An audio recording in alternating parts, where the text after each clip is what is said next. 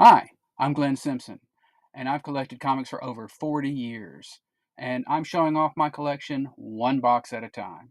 Today, we're looking at box number 38, came out of one of those holes right there, and it is going to start with Captain Atom. We're going to look at Captain Britain and Captain Carrot, and we are going to end up talking about showing some Captain Mar-Vell. So it's all captains all the time. I'm so glad you're here. Thank you so much. If you will like and comment and subscribe, that's really helpful. And if you'd like to see anything that's inside any of these packs, I'll be happy to do it. So let's put on our captain stripes, and here we go. All right, here we go. So we are picking up with Captain Atom, the Charlton character, brought over to DC. First seen at DC in the Crisis on Infinite Earth series, but this is his kind of origin series here in issue 1, right there. Beautiful Pat Broderick art on that. And it goes through issue 7, right there. Got issue 8. Guest starring, or he's hanging out with Plastique, right there, who was a villain of his, started off. Got issue 12, kind of a beauty cover. Captain Atom, right there. We got issue 13, Captain Atom having a fine night out at Christmas. And then 16, he has joined the Justice League, and so they are collectively dealing with the menace of Red Tornado. Poor Red Tornado. I wish they could bring him back in a regular way instead of him being a bad guy or destroyed or whatever. Got an appearance by the Swamp Thing in Captain Atom 17. So all you Swamp Thing fans, you are going to want to get Captain Atom 17. 24. This is part of the invasion. Several big alien races decide that Earth is getting too big for its britches and come to destroy it, take it over, or whatever. And Captain Atom is put in charge of all the metahumans to fight back. Right there, issue 24. They don't literally do that, but there. And they win, so they get medals and stuff coming after that.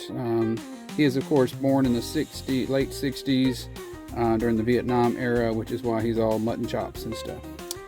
So that's issue 25. And issue 32, he comes to grips with what am I?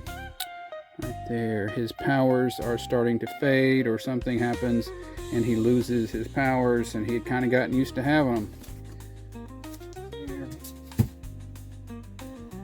And so he puts on, this was kind of a funny thing. So in his original Charlton comics, Captain Atom had several different suits, and this was one of them. So in here, when he loses his silvery skin covering, he decides he wants to still be a superhero, so he puts on this costume to be his superhero costume as a just sort of a non-powered crime fighter, and he's got Batman training him to be such. And of course, this is all an homage to the famous Batman and Robin cover, so it's just like a double homage going on there. On issue 33, issue 36, Captain Atom interacting with the strange alien being from whom he got his silver covering from, which of course he got back. Right there. Got issue 37, Captain Atom soaking up all that juicy nuclear energy right there. And issue 42, so I'm going through some kind of Dante's Inferno storyline, I remember correctly, layers of hell and things in issue 42, which takes them eventually to encounter Necron, who we would see later again in the Blackest Night crossover, but is sort of one of the figures of death in the DC universe. And there he is right there in issue 43. Issue 48, once again, Red Tornado out of control, Captain Atom having to deal with it. Poor Red Tornado. 8. Got Captain Plastique. Had gotten kind of cozy with each other, but then, you know, she's committed some crimes, so she's got to go to jail.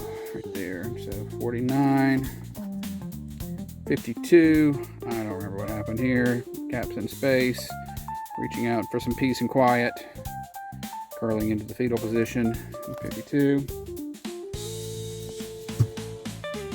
We got Captain Atom teaming up with Aquaman, who kind of didn't have his own book at the time, so it was really kind of nice to see Aquaman, if I remember correctly, from back in the day. And they are fighting off the attack of the zombie dolphins. And we have the final issue, which was wrapped up the Quantum Quest, which was a multi-part series that they were running and tied into War of the Gods. So there's a lot going on in issue 57. And we have a couple of annuals. Annual 1 right there. First appearance, I believe, of, well, no, maybe not, but an appearance of Major Force. Kind of became a big deal, big DC villain, famous for being the one that fridged Kyle Rayner's girlfriend. Right there, issue 1. And annual number 2, Captain Atom going up against the newest version of the Queen Bee, who is the ruler of this Balia country. The new 52, and Captain Atom gets his own series again. There, he's got the little curly Q on his head. I always thought that looked a little silly, but and this was a very abstract kind of series. J.T. Kroll writing, but that's the issue 0 of that.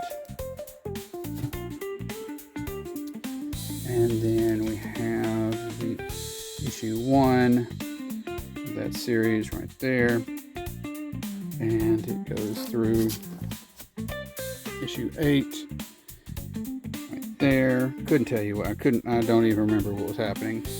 Now that's issue 8. Got issue 9 right there. He's kind of becoming a Hindu god of some sort. I don't know. And this all ends with issue 12 right there. Thank goodness. All right. See, there are better days ahead, hopefully, for Captain Atom. But before all that had happened, we'd had Captain Atom Armageddon, which was a DC Wildstorm kind of crossover. So Captain Atom traverses into the Wildstorm universe and meets all of the Wildstorm heroes as he tries to get back. And he has this cool Alex Ross costume, which looks a lot like the one from Kingdom Come. Stuff like that. And that series ends with issue, what is this, 9? I think it's 9. It's kind of hard to tell, but I think it's 9. Of Captain Atom Armageddon right there. Then, okay, so we've got Captain Britain. I've got a lot of old Captain Britain stuff in trade paperbacks. So just not that much old Captain Britain in issue form. And there weren't I don't remember if there was a Captain Britain. There might have been a Captain Britain series. But this reprint from the British Captain Britain comics that featured Betsy, because this came out back when she was becoming the new Captain Britain. So that's right there, first Betsy Braddock reprinted. Then we've got this Captain Britain and MI-13 series that ran for a while. Kind of all the British heroes teaming up together. There. That one goes through issue 5. Many people forget that Blade is actually supposed to be British. So there you go. Just you can't hear him talk, so you can't hear the accent. That's issue 5. Got Spitfire from the World War II heroes. I think she becomes a vampire and all this at some point. We got issue 6 right there. Pete Wisdom, Black Knight, people like that. Spitfire again in issue 6 there. Runs through 10. Okay, so now we're getting into the more vampire stuff. Got Dracula. Got your basic Dracula. Doing some stuff. Got to bite some folks. In issue 10. And we go through issue 11. Everybody heroically standing there as the storyline continues against the vampires. And issue 15 right there there's the whole group still heroically kind of standing there, with got the Black Knight with his sword. You got this woman with the actual Excalibur, I believe. So you got couple of swordy people, and no, not Firestar, it's Spitfire. She doesn't shoot fire, she runs real fast. So there you go. Issue 15 is the last issue of that. During the Secret Wars, the second one, we had Captain Britain and the Mighty Defenders. It's kind of one of those mini alternate looks at different ways of looking at the heroes. And you've got this version of Captain Britain and a team that she has formed. And she winds up fighting a really big tanky robot-y thing right there. I've got one issue of a Captain Canuck, the first summer special. Wasn't impressed. I didn't really come away from. Because I like the suit. I like the look of his suit. I like the cut of his jib, but just couldn't get into the story in this one, if I remember correctly. Maybe somebody can recommend a better Captain Canuck or Canuck story. I much prefer, to whatever degree it is, Captain Carrot. So we've got famous, basically, some funny animals. Roy Thomas has come to DC. This is one of the books he wanted to do. This is a smattering of, some of these are classic DC funny animals, and some of them are new. And doing this book with Scott Shaw, who always has an exclamation point at the end of his name, and lots of puns on animal names and things like that. And it's just a big funny book. That's issue 1. We've got issue 2, right? Or issue 3 right there. Oops, where's issue 2? Oh, hang on.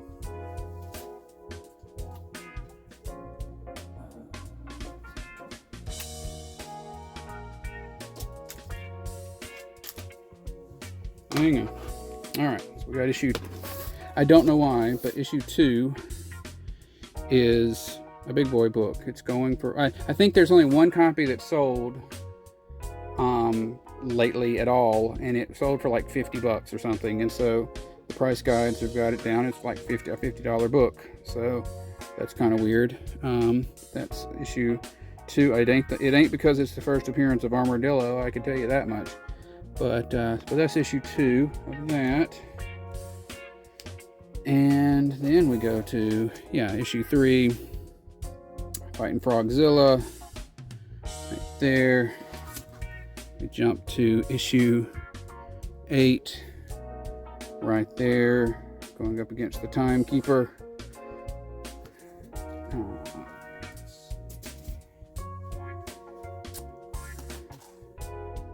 Issue 9. Okay, so I was like 11 maybe when this came out, and I remember like special pretentious art issue, and I thought that meant there was something special about the art, and it's not. It's just a goofy line to put at the top. But that confused me for so long, and I was like looking up the definition of pretentious and trying to figure out how that had something to do with the art in this issue. Nutty. That's issue 9. We got issue 10 there. Where Walks the Was-Wolf. A Was-Wolf, of course, being a wolf that turns into a man. Right there. Got issue 16. Got the team going up against the Screeching Tire. Right there. Got, they started doing just like individual little solo stories. So we've got, which is what we had going on in issue 17. And then issue 20 ends the series with a team up with who better than Beast Boy, and they're fighting Gorilla Grodd. I mean, you know, talk about going out on a bang, right? Good stuff. And they were brought back for, there's an Oz Wonderland War kind of thing, but that's filed under the O's, I think, yeah. But this was from the 2000s, 2010s. Well, yeah, 07.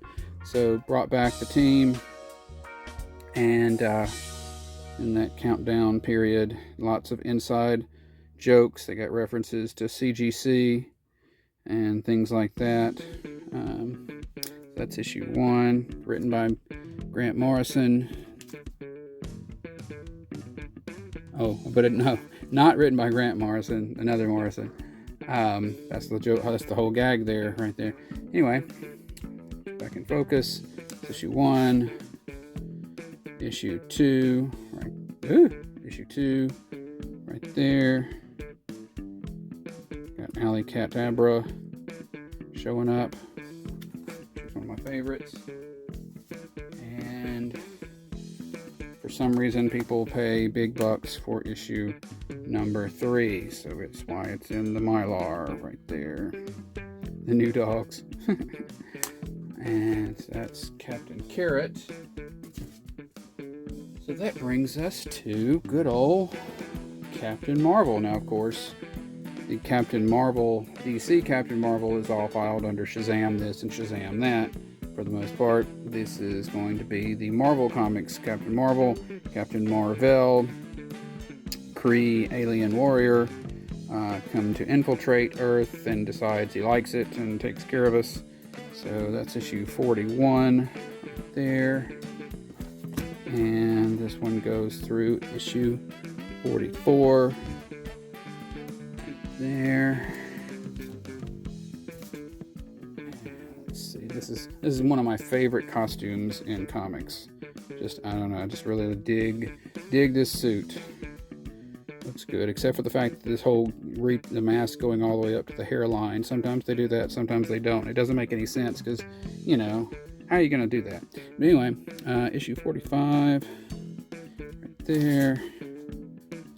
Got issue 48, fighting the Cheetah and a big robot called the Kree Sentry. Not Sentry, not the Sentry, but a Sentry. Right there, 48. Got 49 there. And fighting Ronan, right, from Guardians of the Galaxy 1. Right, 49 and through 52. Fighting Fedor, Lord of Living Energy.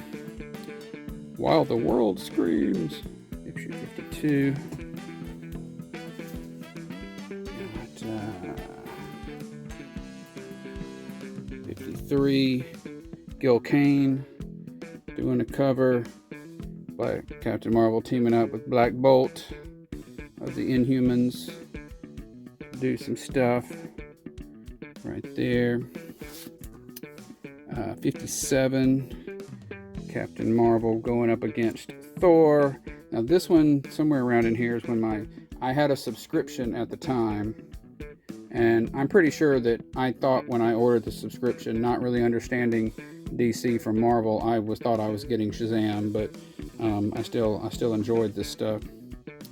I think Captain Marvel has gone nutty, and Thor is having to stop him from causing a ruckus. 57.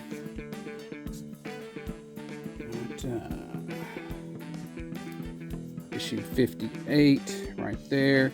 This is, of course, Drax the Destroyer, also known from Guardians of the Galaxy. This is back when he was more of a, he could talk normally. He talked normally, he acted normally. He was just like utterly devoted to killing Thanos, which he kind of is in the first Guardians movie. But here he's mad at Captain Marvel for some reason. I think Captain Marvel had a chance to kill Thanos and he didn't, so now he's mad at Captain Marvel. So 58. And that series ends with number 62. Right there, it would go on, and you can tell, hey, if you've been watching my videos, this is an original issue because it's got a little red dot on it for some weird reason. I put red dots on a lot of my comics. This would continue in like Marvel. Oh gosh, one of the books that's Marvel this or Marvel that. I'm drawing a blank at the moment. Marvel Preview or Marvel Premiere. Marvel Presents. Marvel Catering. I don't know. But that's the final issue there, 62. And historically, the next book with the name Captain Marvel was a one-shot. So Captain Marvel would die in the famous Marvel graphic novel, Death of Captain Marvel. And then in that amazing Spider-Man annual, Monica Rambeau would become the new Captain Marvel. And she would be in Avengers and stuff, but she never had her own book. And then she finally gets her own one-shot here, right here. One. And then she still didn't get her own book, but she got another one-shot right there. And issue 1, Free Your Mind. Great In Vogue song. And so then she becomes... she goes off and becomes Photon or whatever, and we find out that Mar-Vell had a son, and the son is kind of a he's a long-haired hippie dude. But anyway, he takes on the name, so Genis is his name, and he becomes the new Captain Marvel. So he's got the bands right there, and so he had a mini series. That's issue 1, and that ran through issue 6 right there. And then we would see him looking a bit more serious in the Avengers Forever series that we looked at in a previous video, and then they would give him his own book, which was Captain Marvel. Now this is a 0 issue that was put out by Wizard magazine, and so it's numerically comes first, but yeah, from the pages of Avengers Forever.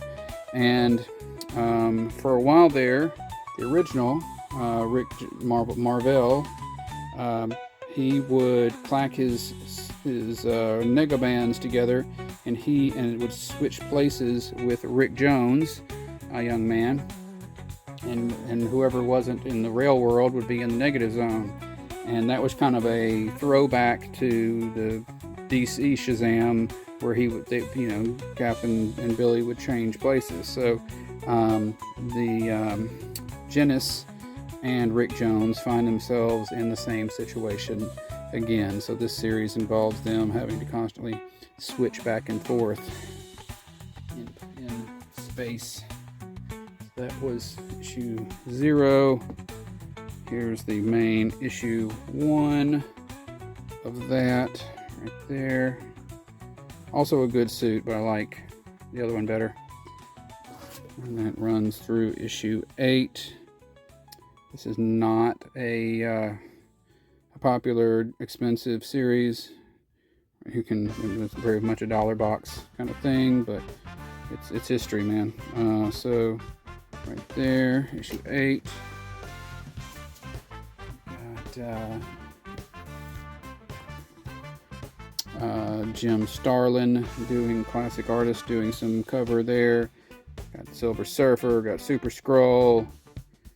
We're going to doing everything we can to draw eyes to this book. This is all being written, by the way, by Peter David, who as of this recording recently passed away. A lot of great humor in this book.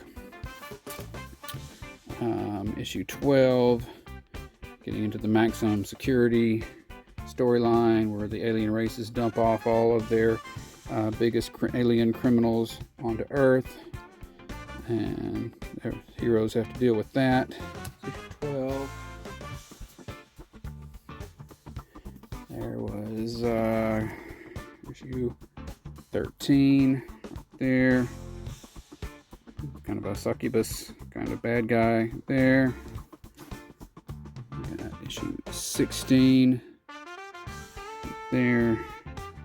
This entity is acting like they're going to split Rick and Genis apart.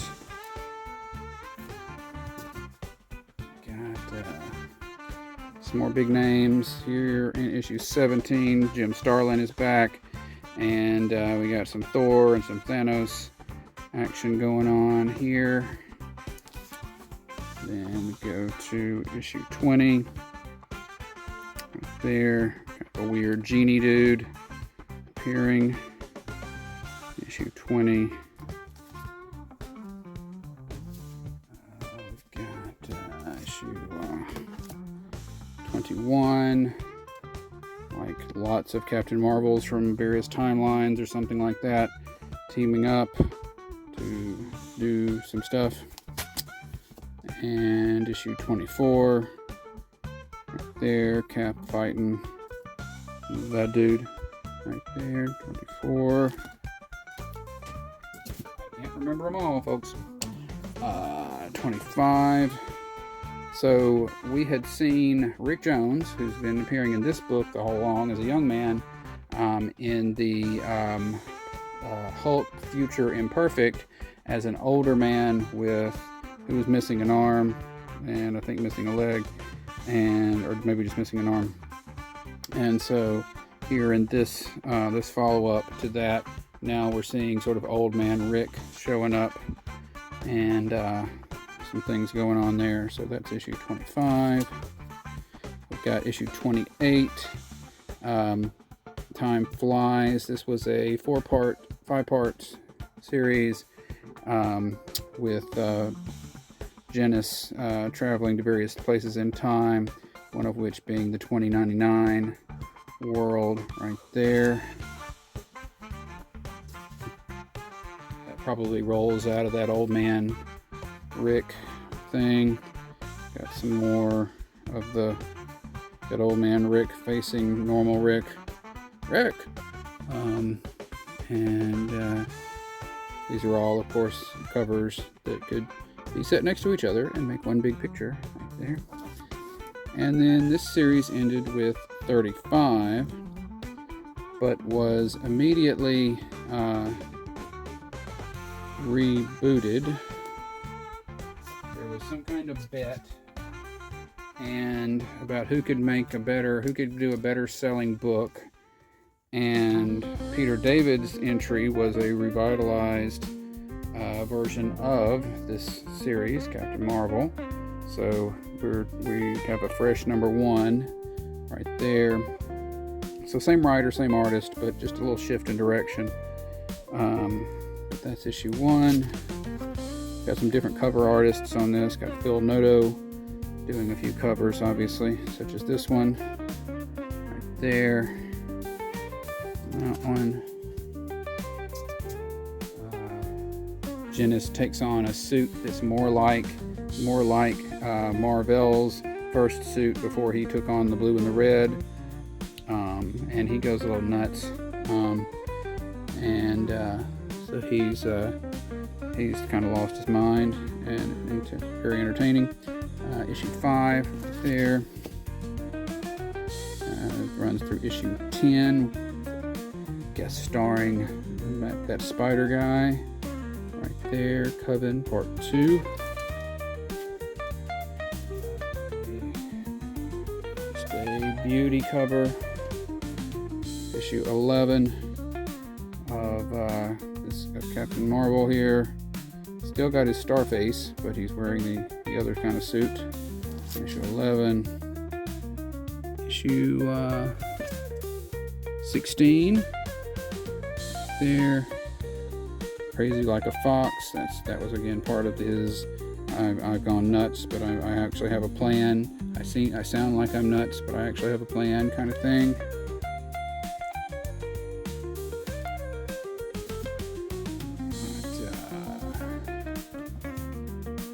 We got legacy numbering going on here, so 53 in total. But I got issue 18. Oop, that's what it was. Oop, sorry. First, we want to do this issue, which is the issue 17, which was the first appearance of Phyla-Vell, the sister of Genis and other daughter of Mar-Vell. So I need a sip. So there you go. Big boy book. We've got issue 18 right there, and everything kind of works out, and we get it resolved in issue 25. And we've got all this legacy numbering. It ends at 60, but we don't actually do anything with it. We didn't make it to 100 or anything. So, but we got Moondragon and Phyla-Vell and some people like that hanging out, ready for the next storyline. And the next series for that name is a brief series bringing back Mar-Vell. I can't remember if this takes place in the past or what the deal was with this one, but got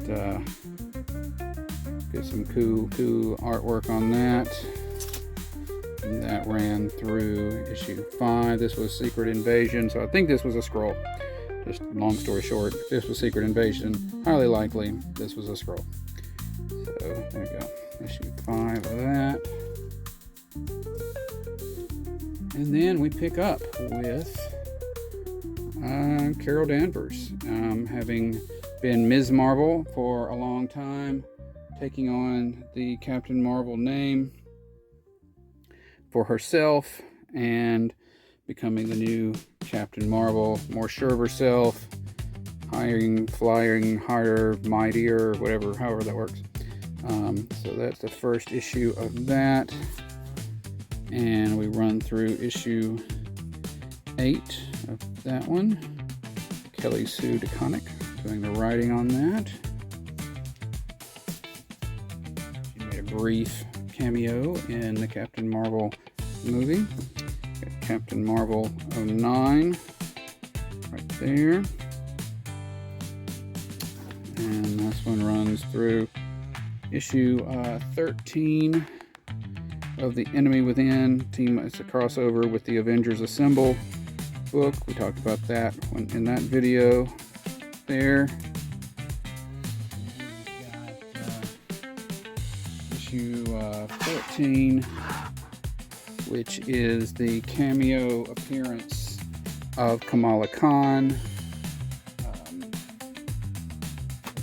very first appearance of Kamala Khan, who would go on to become the new Ms. Marvel to Carol's Captain Marvel.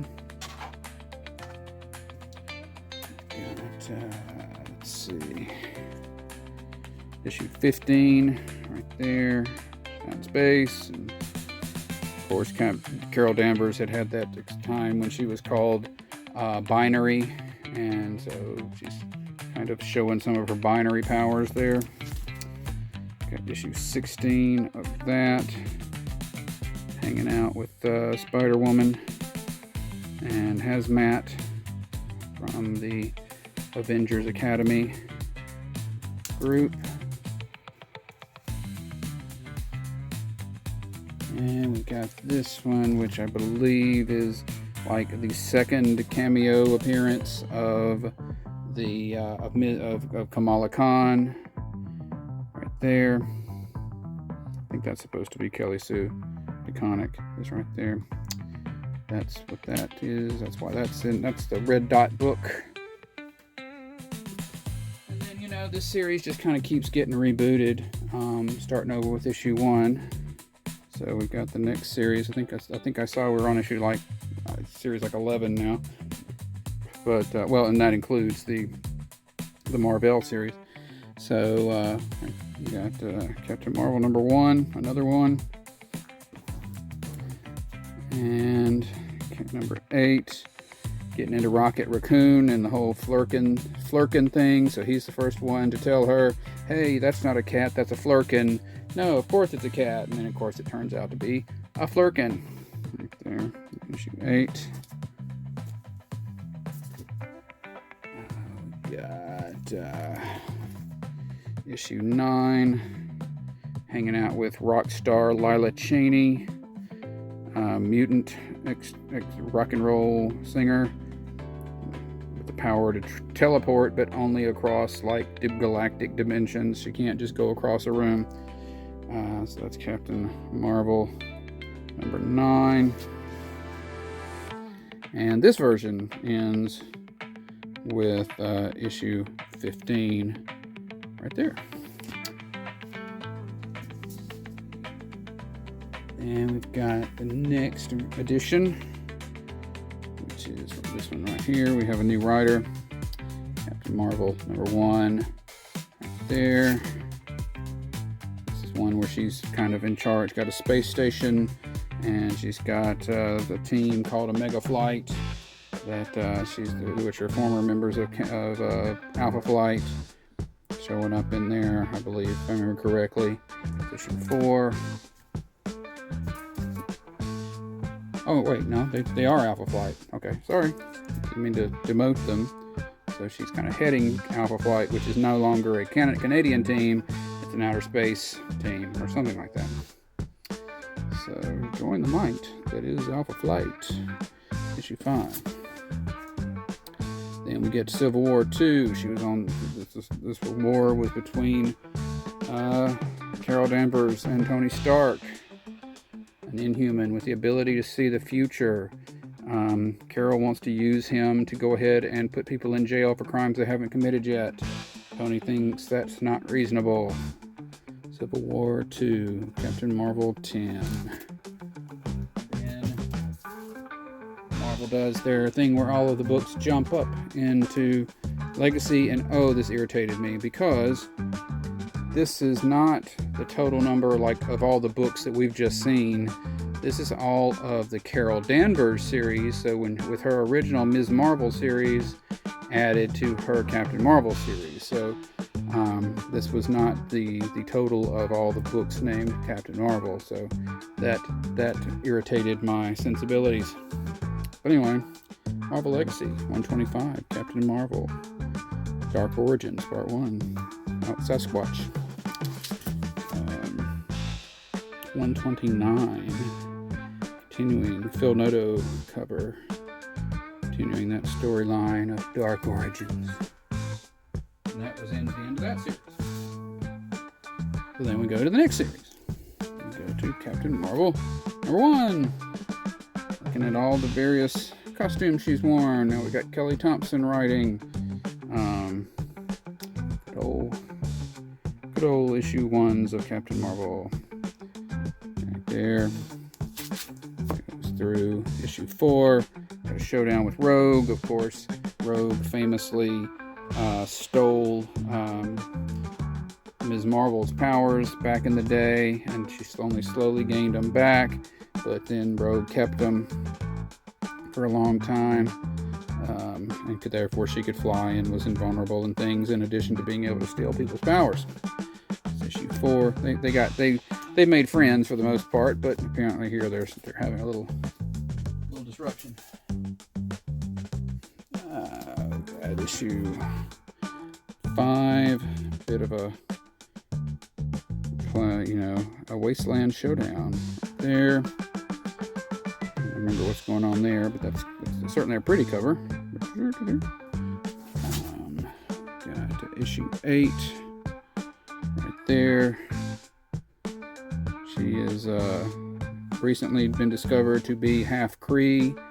Originally, we just thought she was an Earth woman who was affected by a Kree weapon, but she turned out to actually be half Kree, which is why she gained those powers. So there you go.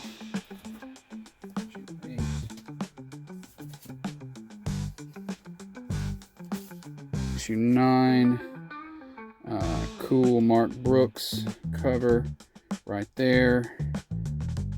Looking good. Dark Peril. Dark Captain Mar-Vell. There, issue 9. You can focus? Yes, okay. And issue 12. Last Avenger Part 1. Carol's been sent on a mission to take out all the Avengers. But what is making her do it? Why is she doing it? You have to read it to find out. Issue 12.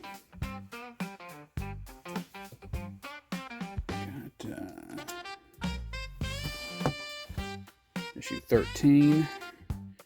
Still part of that The Last Avenger storyline. She's kind of upset about having to...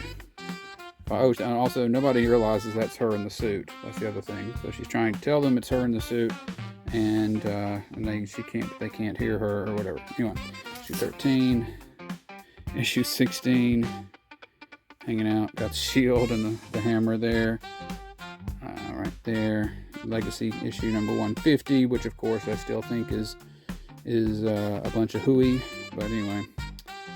That's issue 16/150.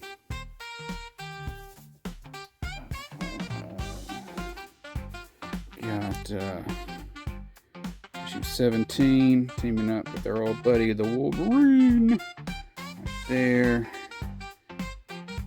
Who is the Nexus? Issue 20, getting into the Empire crossover, kind of some more of that outer space. Who's going to run outer space? The Shi'ar or the Kree? Kind of intrigue. Got some Spider-Woman, Hazmat, War Machine. I think she was dating War Machine there for a bit. Issue 20. Got continuing Empire. Got issue 21.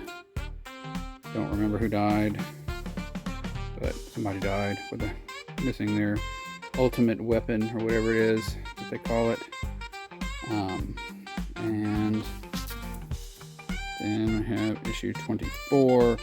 I remember this one. She goes into the future and finds out about some people, and she fights an evil guy who is the son of the Enchantress, and I can't remember who Namor or something like that.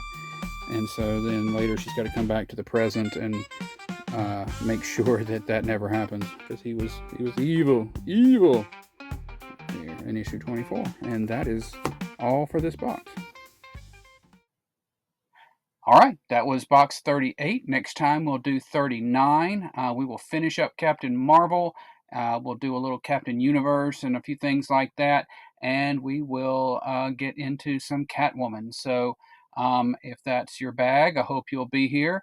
The cat's in the bag, cat's out of the bag. Anyway, thank you so much for being here, and I hope you have a great day.